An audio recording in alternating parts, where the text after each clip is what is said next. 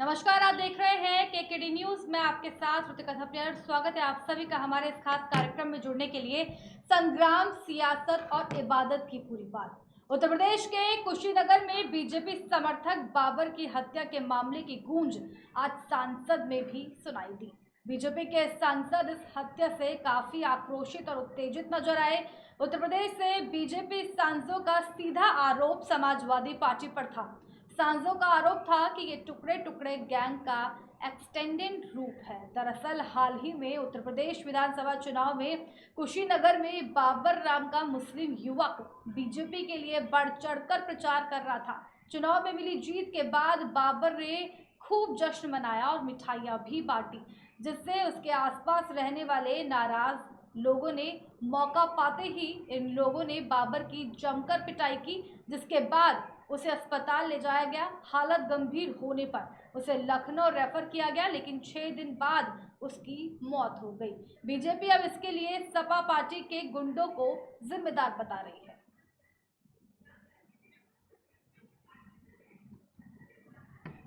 हमारे साथ यहाँ पर बात करने के लिए जुड़े हुए हैं नीरज प्रताप जी। किस तरीके से इस पूरे मामले को आप देख रहे हैं? विवेक श्रीवास्तव हमारे साथ में जुड़े हुए हैं। किस तरीके से देख रहे हैं इस पूरे घटनाक्रम को सर? उत्तर प्रदेश में जश्न का जो माहौल है वो खत्म भी नहीं हुआ, शपथ ग्रहण समारोह भी खत्म नहीं हुआ, लेकिन इस तरीके की वारदात उत्तर प्रदेश में हो जाती है। विवेक श्रीवास्तव अनम्यूट करें, आपका माइक म्यूट है सर। माइक म्यूट है, अनम्यूट करें। जी, ये समाजवादी पार्टी के गुंडों के द्वारा कारित की गई घटना है। समाजवादी पार्टी के नेता कार्यकर्ता जिस तरह से भारतीय जनता पार्टी की प्रचंड जीत को बचा नहीं पा रहे हैं, उसी की परिणाम स्वरूप ये घटना घटित हुई है। एक मुस्लिम युवक जब वो भारतीय जनता पार्टी की जीत की मिठाई बांटता है, उसको मारते मारते इस कदर मारा जाता है कि उसकी मृत्यु हो जाती है। ये दिखाता है कि किस तरह समाजवादी पार्टी और उनके कार्यकर्ताओं के मन में भारतीय जनता पार्टी के लिए घृणा है, और ये उसी का परिणाम है। जबकि भारतीय जनता पार्टी सबका साथ, सबका विकास, सबका विश्वास लेके चलती है, और इस पे जो इनके समाजवादी पार्टी के सांसद का बयान आया है वो और भी दुखद है। और इस पूरी घटना कई बड़े सवाल दिनेश श्रीवास्तव जी, कई बड़े सवाल इस घटना के बाद कहीं ना कहीं उठ गए हैं कि क्या भारतीय जनता पार्टी को जो मुसलमान कहीं ना कहीं समर्थन कर रहे हैं, क्या उनका हाल इस तरीके से होगा? कई तरीके के सवाल कहीं ना कहीं उठ गए हैं। वहीं अगर उत्तर प्रदेश की बात की जाए, बाबा की बात की जाए, बुलडोजर की बात की जाए, एक तरफ बात हो रही है कि बाबा के बुलडोजर से सब डरते हैं, लेकिन दूसरी तरफ शपथ ग्रहण समारोह भी पूरी तरीके से नहीं हुआ, लेकिन इतनी बड़ी वारदात उत्तर प्रदेश में हो गई। देखिए, जो मुसलमान भारतीय जनता पार्टी का समर्थन करेगा, उसके साथ इस तरह की घटना की पुनरावृत्ति तो हमारी सरकार होने नहीं देगी। लेकिन समाजवादी पार्टी के गुंडे इस तरह की घटना कारित करके ये मैसेज देना चाहते हैं, और चूंकि समर्थन भारतीय जनता पार्टी की तरफ मुस्लिम समाज का बढ़ता जा रहा है, उस समर्थन को देख करके समाजवादी पार्टी के लोग आपा खो बैठे हैं, और उस आपा खोने के फलस्वरूप इस तरह की घटनाओं को अंजाम दे रहे हैं। हमारी सरकार गंभीरता से इस घटना का संज्ञान ले चुकी है और इस पे कार्रवाई हो रही है।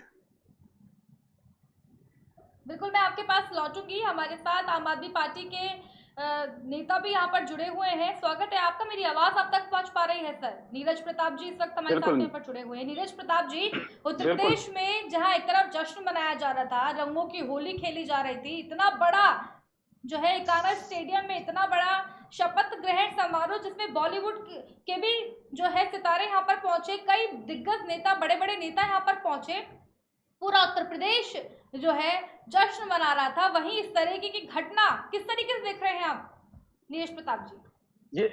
ये जो मामला है ये लॉ एंड ऑर्डर का है, देखिए वर्तमान में भी जो है योगी जी की सरकार है और इससे पहले भी योगी जी की सरकार थी। एक व्यक्ति को पीट पीट के मार दिया जाता है, पार्टियां एक दूसरे पर आरोप लगा रही हैं लेकिन कार्रवाई नहीं कर रही हैं। दूसरी तरफ बात करते हैं आप मुआवजे की। मुआवजे की आपने बात की, देखिए बीजेपी के एक विधायक भी वहां पे जाते हैं और बच्चे को कंधा देते हैं जाकर के, लेकिन जब मुआवजे की बात आती है सिर्फ 2 लाख रुपए देते हैं। मैं तो कहता हूं उस बच्चे को, उस परिवार को सही तरह से सांत्वना दी जाए और कम से कम एक सरकारी नौकरी ऑफर की जाए, साथ में 50 लाख रुपए कम से कम उसको मुआवजा दिया जाए। दूसरी चीज, जिन लोगों ने ऐसे घृणित कार्य किए हैं उनके ऊपर सख्त सख्त कार्रवाई की जाए। अगर देखा जाए जब से चुनाव हुए हैं या चुनाव से पहले भी, लोग पहले कहते थे गुंडा राज था, मवाली राज था, तो बदलाव कहां आया है? पहले भी वही था, आज भी वही हत्याएं हो रही हैं। बुलडोजर बाबा जी कहने के लिए हैं, लेकिन बुलडोजर जो है वो सिर्फ गरीब के लिए है। सिर्फ आपका जो है जो खोमचे वाले हैं, सड़क के किनारे लोग हैं, असली गुंडे तो अगर देखा जाए उनके ऊपर कोई कार्रवाई नहीं हो रही है। ये प्रायोजित जो गुंडागर्दी है वो बंद होनी चाहिए। सरकार का काम है कि सही तरह से गुंडों के ऊपर कार्रवाई करे, दिखावा न करे।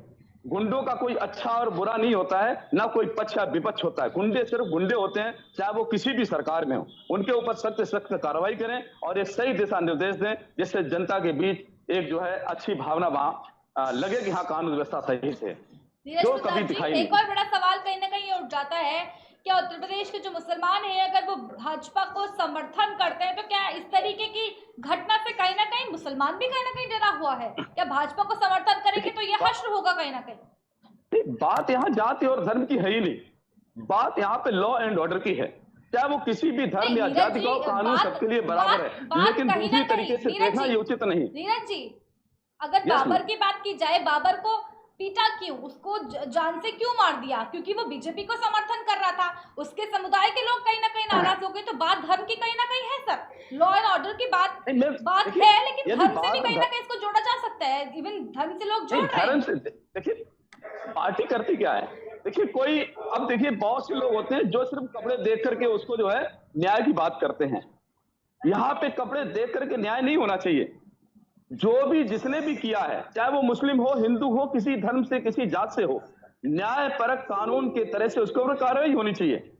ठीक है, आप किसी पार्टी के समर्थक हो या विरोधी हो, उससे क्या फर्क पड़ता है? 10 तारीख को रिजल्ट आया था, नहीं है? इसके बाद जो ये घटना होती है, ठीक है मिठाइयां बांटी, उचित है ना, कोई जश्न मना सकता है, लेकिन जिसने भी पीटा है, जो भी दोषी है, उसके ऊपर कार्रवाई तो करिए, उसको मुआवजा तो दीजिए, उस परिवार को लगे तो कि हम अच्छे शासन में जी रहे हैं। मुआवजे को लेकर एक बार मुआवजे को लेकर विवेक श्रीवास्तव से बात करेंगे। विवेक श्रीवास्तव जी, आम आदमी पार्टी का कहना है कि 2 लाख जो रुपए उसको मुआवजा दिया जा रहा है बाबर को, बेहद कम है, उसका मुआवजा कहीं ना कहीं बढ़ाना चाहिए।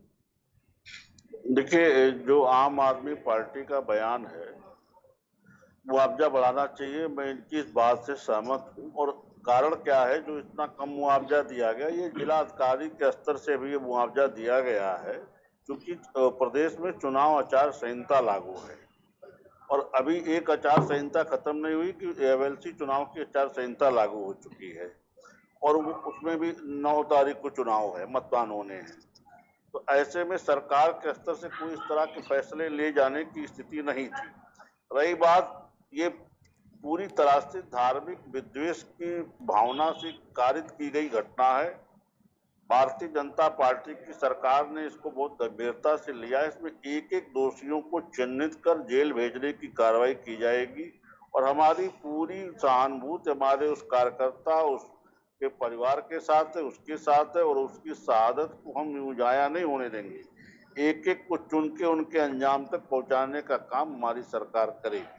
क्या परिवार को भी आगे किसी तरीके का कोई खतरा है?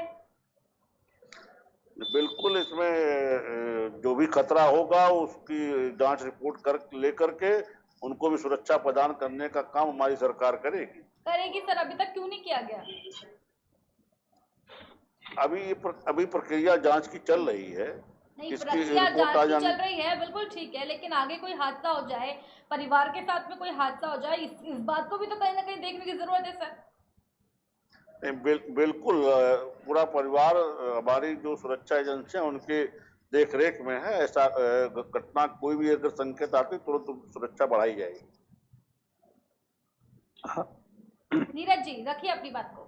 यस मैम, देखा जाए तो देखिए जो क्राइम का रेट है उसको हम जाति धर्म से क्यों जोड़ रहे हैं? बार बार हमारे जो साथी हैं वो कहना चाह रहे हैं कि ठीक है मुआवजे की हम बात अच्छी करते हैं कि ठीक है मुआवजा बढ़ाना चाहिए। मैं ये कह रहा हूं इसको जाति और धर्म के आईने से क्यों देख रहे हैं आप ये देखिए उत्तर प्रदेश में क्राइम लगातार बढ़ रहा है और नई सरकार आई हो चाहे पुरानी रही हो, जब से नई सरकार बनी है तब से और ज्यादा। जब से बुलडोजर की बात हुई है, ये बुलडोजर सिर्फ गरीब मजलूम के लिए चल रहा है और खासकर धर्म या जाति विशेष के लिए चल रहा है। ये सबके लिए होना चाहिए ना, चाहे वो कोई भी हो, चाहे वो रेपिस्ट हो, चाहे वो गुंडा हो, चाहे मवाली हो, उसको सिर्फ एक ही नजर आना चाहिए कि कानून व्यवस्था यहाँ पे सुचारू रूप से और मजबूत है। वो कहीं दिखाई नहीं दे रही है। लगातार रेप के केसेस बढ़े हैं, लगातार लूट के केसेस बढ़े हैं। अभी हमारे यहाँ ले लीजिए एक एक दिन में जो है 5-5 लूट के केस हो रहे हैं, लेकिन सरकार कह रही है हम कार्रवाई कर रहे हैं और उसमें भी पक्ष और विपक्ष देखा जा रहा है। क्या गुंडे भी हित के और अहित के होते हैं?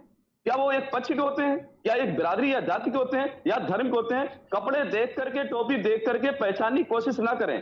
चाहे वो भगवा हो, चाहे हरा हो, नीला हो, पीला हो, क्या फर्क पड़ता है? गुंडा तो गुंडा है, उसके ऊपर कार्रवाई होनी चाहिए। यदि किसी ने ऐसा कुकृत्य किया है तो सीधी सी बात है प्रशासन ये संदेश दे, ठीक है, एक बार कार्रवाई से संदेश दे, सिर्फ बातों से न दर्शाए। जो है विवेक श्रीवास्तव जी का एक प्रतिक्रिया इस पर लेना चाहती हूँ। एक छोटा सा कमेंट आपका विवेक जी, इनका जो आम आदमी पार्टी कह रही है कि इस जो ये घटना पूरा घटना जो हुई है, इस घटने को जो है जाति धर्म से ना जोड़ा जाए। चाहे गुनहगार कोई भी हो, किसी भी समुदाय से हो, किसी भी झंडे से इसको ना जोड़ा जाए, किसी भी समुदाय से इसको ना जोड़ा जाए, सीधे तुरंत कार्रवाई इस पर कहीं ना कहीं की जाए। देखिए ये कह रहे हैं कि इसको जाति धर्म से ना जोड़ा जाए, तो ये इस घटना में जाति धर्म दोनों शामिल है और उसी को टारगेट करके घटना कारित की गई है। इसमें धर्म के आधार पे ही उस व्यक्ति को चिन्हित करके उसकी हत्या की गई, क्योंकि वो भारतीय जनता पार्टी के विजय की खुशी में मिठाई बांट रहा था। तो ये तो बार बार ना कहें कि इसमें धर्म शामिल नहीं है।